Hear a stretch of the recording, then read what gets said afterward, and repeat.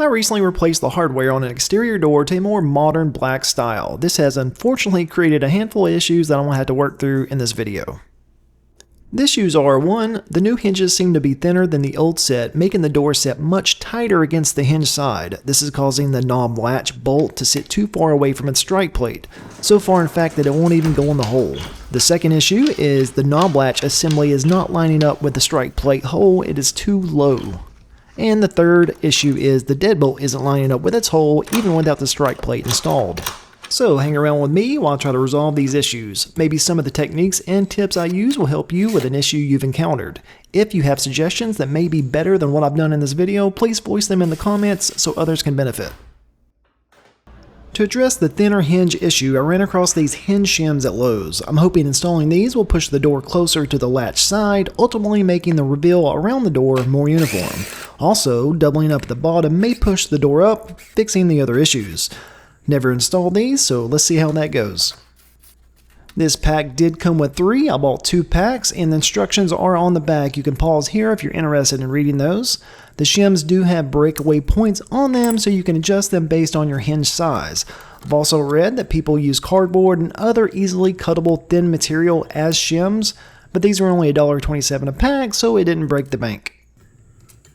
Once I got it perfectly to size, I did find that the screw holes were being covered, so I removed the bottommost breakaway point to solve that problem. Another issue I ran into is these won't stay in place by themselves, so you can set the hinge and screw. I suggest using some wood glue or something tacky to hold them in place.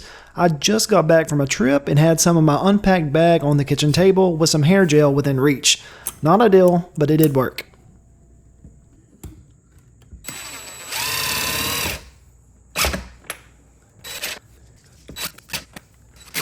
Before, the hinge was recessed quite a bit, but now it's even with the frame, so the shim is doing its job. Let's test the door real quick to see how much of an impact it had. Just adding that one did actually help with the alignment a bit, but we still have some ways to go. Let's install the other 2 shims and see if that helps even more.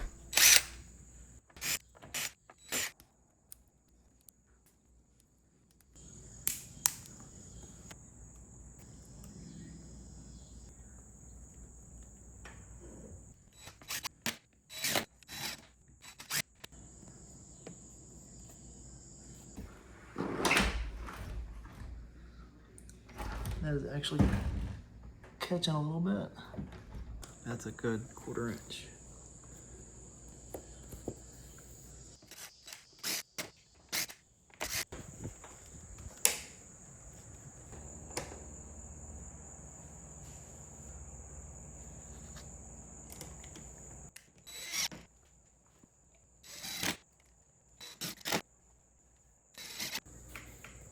Now that we have all 3 shims in, let's see if that's helped. And as you can see, it's better, but still coming in low. I feel that the hinges are too close to the hinge side of the door frame to make a hinge adjustment, so let's add another shim to the door side to see if that pushes it up just enough to catch.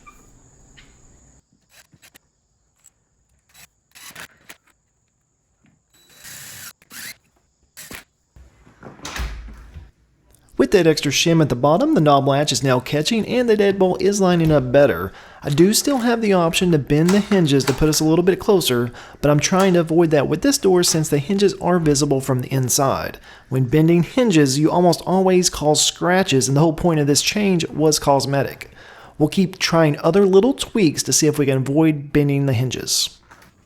Before we start tweaking the strike plates, let's go ahead and put on the new weather strips. New weather strips can cause the door to shut differently, maybe like tighter, so we don't want to get it perfect now, then have to readjust after adding the weather stripping.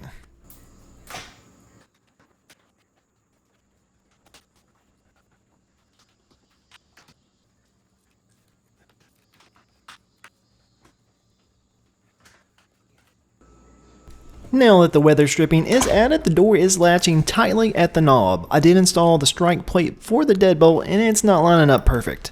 The knob latch also needs to be moved in some for a better seal against the weather stripping, so let's start that task.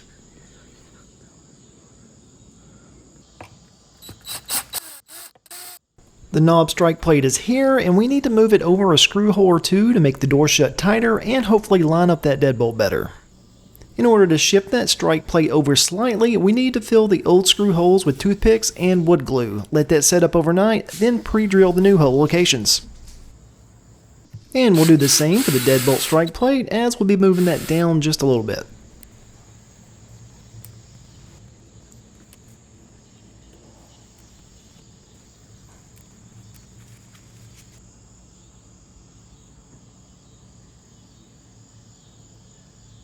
And another thing I want to do is clean up the strike plate holes with a burr bit. I'll also take a little bit off the bottom to give us more room to work with.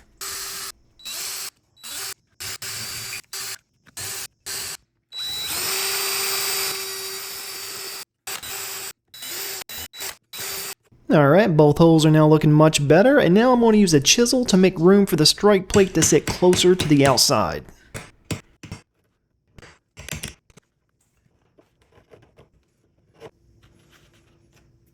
With that adjustment, you can now see how much further we can set our strike plate. That should work out nicely.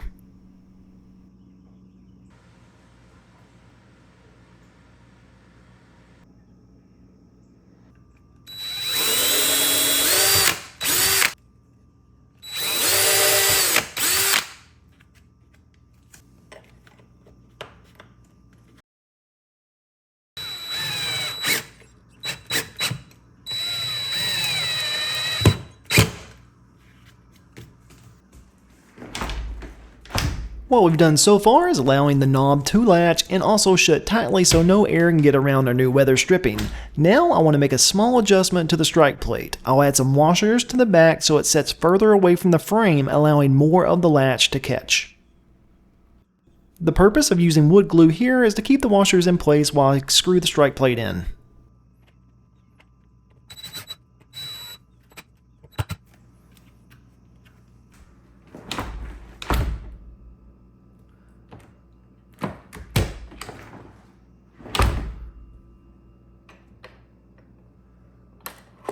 So far, everything is lining up perfectly. Now, time to install the strike plate for the deadbolt. I thought I only needed to move it down slightly, but after making the adjustment to the knob strike plate, I actually needed to move it forward a bit also.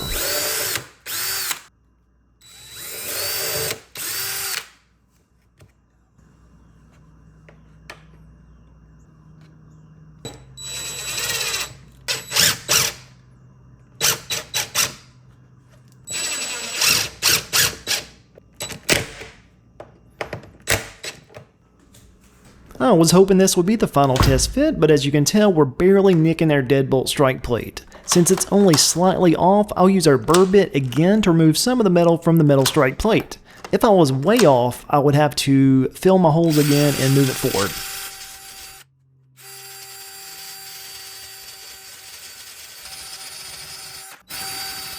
And with all those minor adjustments, our door now shuts tight and aligns with each latch. If any of these tips in this video helps you, let us know down in the comments, and we'll see you on the next one.